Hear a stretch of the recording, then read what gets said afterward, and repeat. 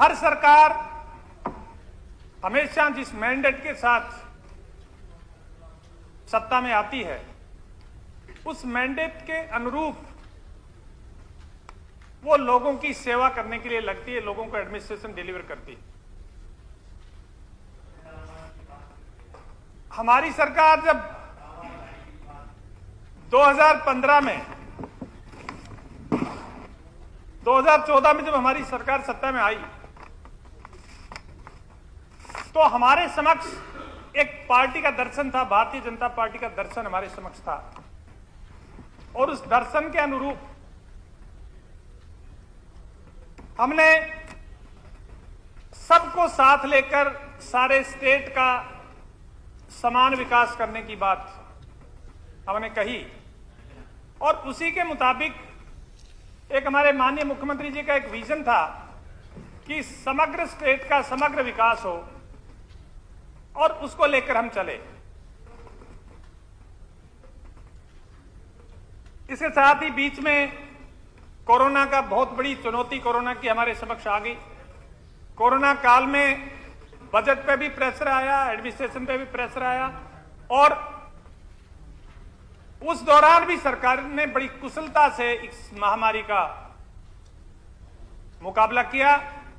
और मुझे ये कहने में कोई संदेह नहीं है कि संकट की घड़ी में सारा प्रदेश साथ था, पक्ष विपक्ष सभी सरकार के साथ लगे हुए थे, और सरकार ने इसको बखूबी बहुत अच्छी तरह से निभाया। वर्तमान बजट में सरकार ने प्रदेश के विकास को दोबारा रास्ते पर डालने का प्रयत्न किया है।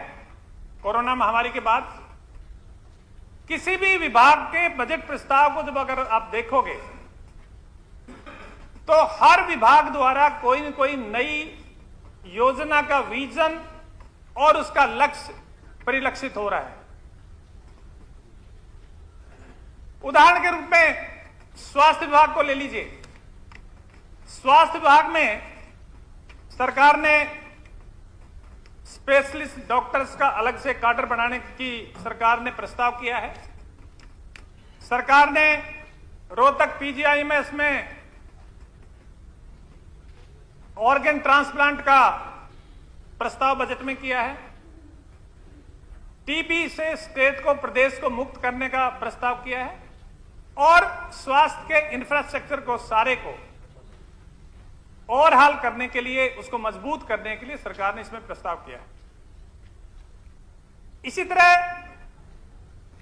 किसान हमारी स्टेट की इकोनॉमी की रीढ़ है, और किसान के विकास के लिए हमारी सरकार ने जितने प्रयत्न किए हैं वो वास्तव में सराहनीय है।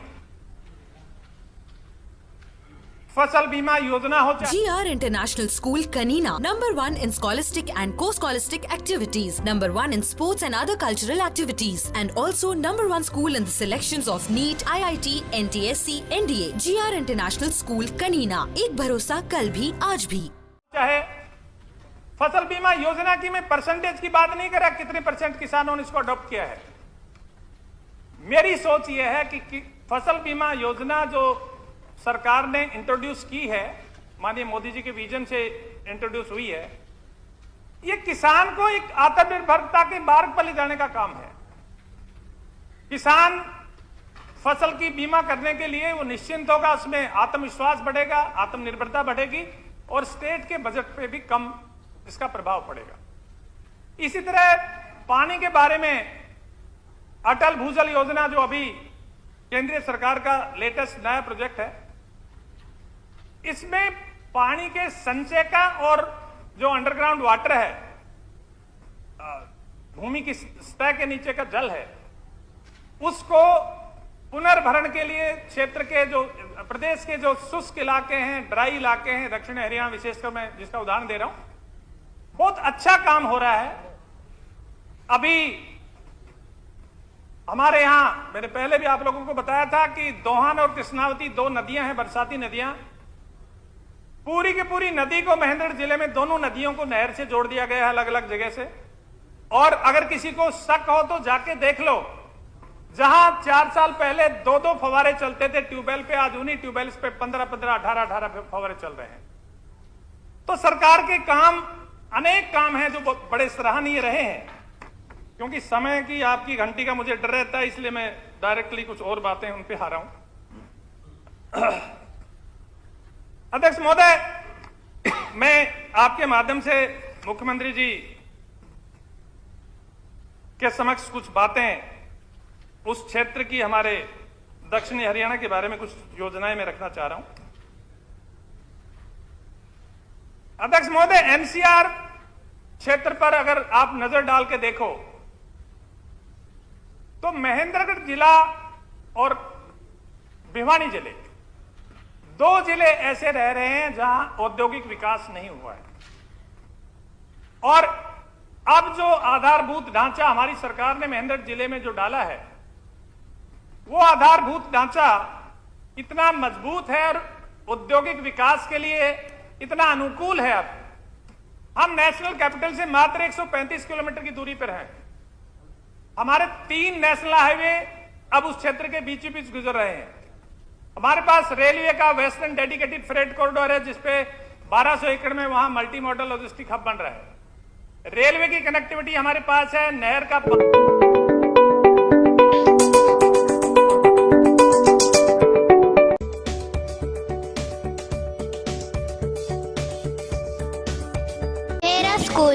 मेरा स्कूल, मेरा स्कूल, हमारे पास है, हमारे पास रोड का बड़ा नेटवर्क है, हमारे पास पढ़े लिखे बच्चों की कमी नहीं है।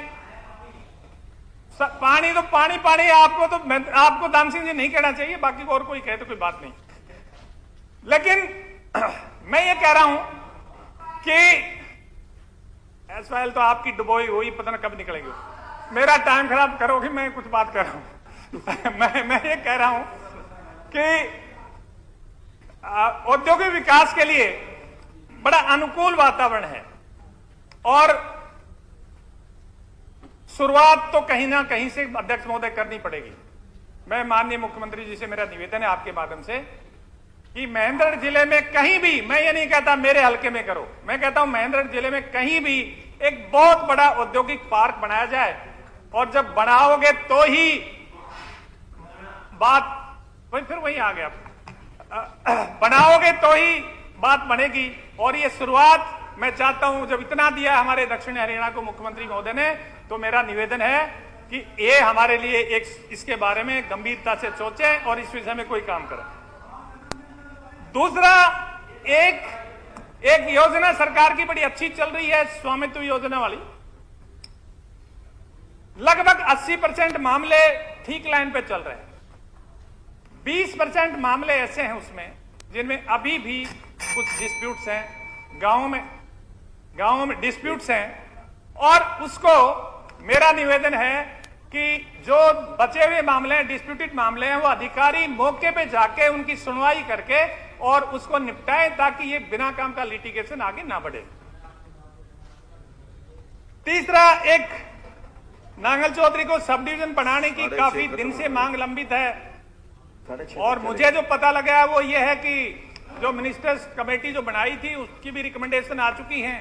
शायद ये एकमात्र ऐसा जगह रह रहा है जिसमें लगभग 45 किलोमीटर दूर सब डिवीजन हेडक्वार्टर है। तो इसके बारे में मुख्यमंत्री से निवेदन करूंगा कि इसके बारे में जल्दी फैसला करके इसको बनवाएं। तीसरा, एक अंतिम जो है, एक रेलवे की लिंक की सर्वे हो रही है और झज्जर से कनीना, कोसली, नारनौल से राजस्थान के बहरोड, अलवर तक की सर्वे कंप्लीट है। मेरा निवेदन है मुख्यमंत्री जी से, यदुवंशी में हर पल महके प्यारा बचपन संस्कार संग सही दिशा ले, यदुवंशी में जीवन।